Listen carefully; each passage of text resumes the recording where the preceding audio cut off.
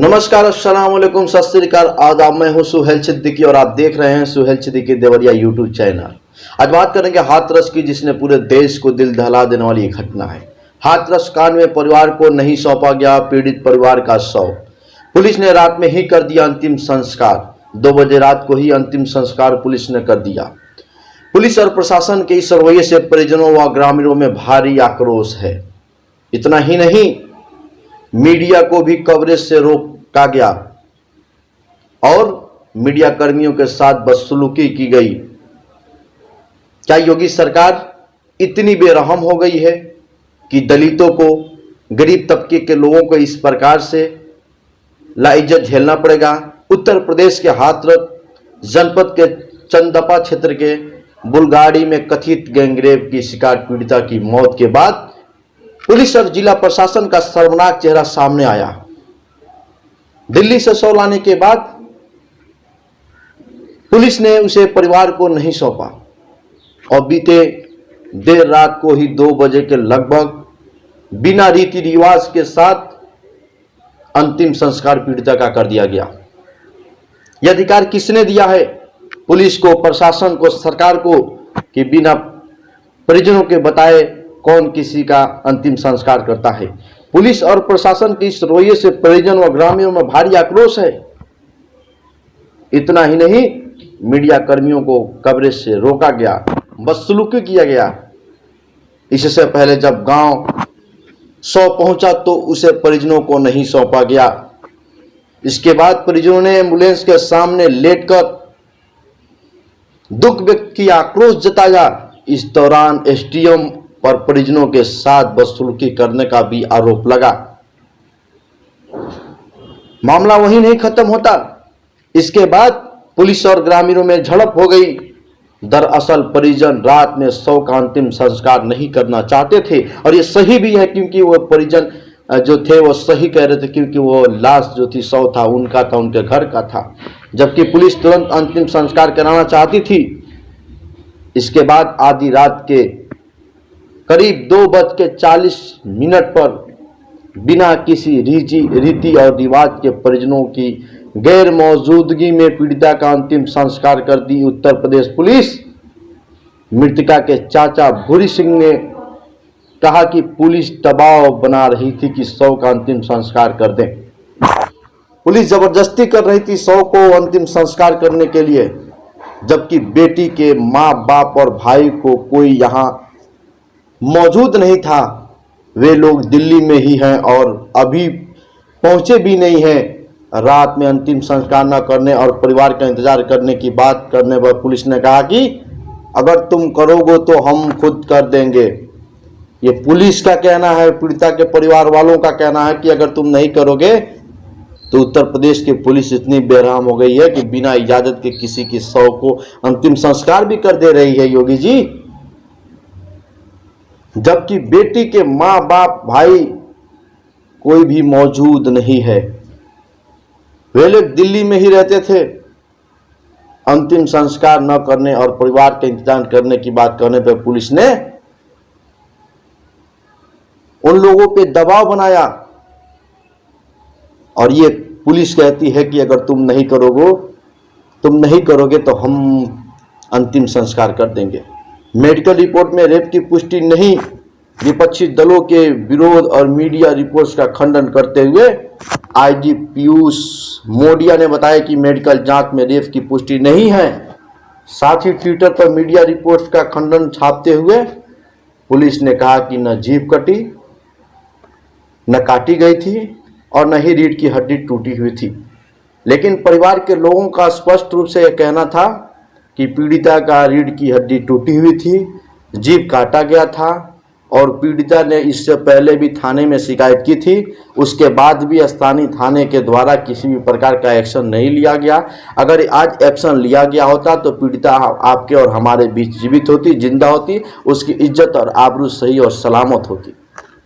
ये सवाल मैं पूछना चाहता हूं उत्तर प्रदेश के मुख्यमंत्री योगी आदित्यनाथ जी से, क्या उत्तर प्रदेश में जंगल आज इतना बढ़ गया है कि ऐसे ऐसे गुंडे, मवाली, बलात्कारी दिन दहाड़े सरेआम माताओं और बहनों की इज्जत और आबरू के साथ खिलवाड़ करेंगे? आए दिन उत्तर प्रदेश के अंदर हत्याएं, गैंगरेप, मर्डर होते रहे हैं, लेकिन उत्तर प्रदेश की सरकार लगातार दावा करती रही है, लगातार ये दावा करती रही है कि हम लगातार गुंडे मवालियों को ऊपर लगाम कसने का काम कर रहे हैं, हम इनका सफाया कर रहे हैं। एक तरफ सफाया कर रही है ये सरकार, दूसरी तरफ घटना लगातार आए दिन उत्तर प्रदेश के अंदर होता जा रहा है। एक बार गृह मंत्री जी से निवेदन करने वाली कंगना रनौत, तुमको वाई कटकरी की सुरक्षा मिल गई, लेकिन इस हाथरस की बेटी ने थाने में तहरीर दिया था, इसे सुरक्षा नहीं मिली। अगर आज इसे सुरक्षा मिला होता तो आपके और हमारे बीच में जीवित होती। यह इससे स्पष्ट होता है, क्या इस देश में अमीर लोगों का रहने का अधिकार है? क्या इस देश में सिर्फ अमीर लोग का ही राज चलेगा? क्या यहाँ की पुलिस प्रशासन और सरकार सिर्फ अमीर और बड़े लोगों को, पूज्यपति लोगों का ही साथ देगी? क्या गरीब होना गुनाह है? क्या गरीब इस देश को नहीं मानते? गरीब इस देश में अपना खून और पसीना नहीं देते? क्या गरीब इस देश की संविधान को फॉलो नहीं करते? अगर ये लोग करते हैं तो इनके साथ ऐसा अन्याय क्यों हो रहा है? ये सरकार से और केंद्र सरकार से मैं सवाल करना चाहता हूं, मैं पूछना चाहता हूं। बीएमसी ने अपनी कार्रवाई की तो पूरे महाराष्ट्र से लेकर हिंदुस्तान के पूरे जगह 135 करोड़ देशवासियों में खलबली मच गई थी कि कंगना रनौत के साथ गलत हुआ, एक महिला के साथ गलत हुआ है। मैं पूछना चाहता हूं कि हाथरस की बेटी की इंसाफ के लिए कंगना रनौत, तुम्हारे पास टाइम है? एक बार भी तुमने ट्वीट नहीं किया है, क्यों? क्या ये इस देश की बेटी नहीं है? हाथरस में जो घटना हुआ है, क्या ये इस देश की बेटी नहीं है? इसकी इंसाफ की जंग तुम कब लड़ोगी कंगना रनौत? मैं तुमसे सवाल करना चाहता हूं, मैं नहीं पूरा देश ये सवाल करना चाहता है और तुमसे जानना चाहता है। पल पल की खबरों पे ट्वीट करने वाली कंगना रनौत, तुमसे पूछता हूं मैं और पूछता है पूरा देश। और देश के जिम्मेदार चैनल आज भी बिजी हैं, उनको कोई इस घटना से मतलब नहीं है। वो लोग बाबरी मस्जिद की, राम मंदिर की, जो लोग उसमें शामिल थे उस पर खबर चलाया जा रहा है, कहीं हाथरस की बेटी की खबर नहीं चलाया जा रहा है। उसके इंसाफ के लिए कोई मुहिम नहीं चलाया जा रहा है। जी न्यूज़ बहुत मुहिम चलाता है, रिपब्लिक टीवी बहुत मुहिम चलाता है, आज तक बहुत मुहिम चलाता है। आज आपके मुहिम कहाँ गए? कब आपको इंसाफ दिलाएंगे? कब हाथरस की निर्भया को आप लोग इंसाफ दिलाने का काम करेंगे? मैं नहीं, ये पूरा देश जानना चाहता है, ये पूरा देश आपसे पूछना चाहता है कि कब इस बेटी को इंसाफ आप लोग दिलाएंगे।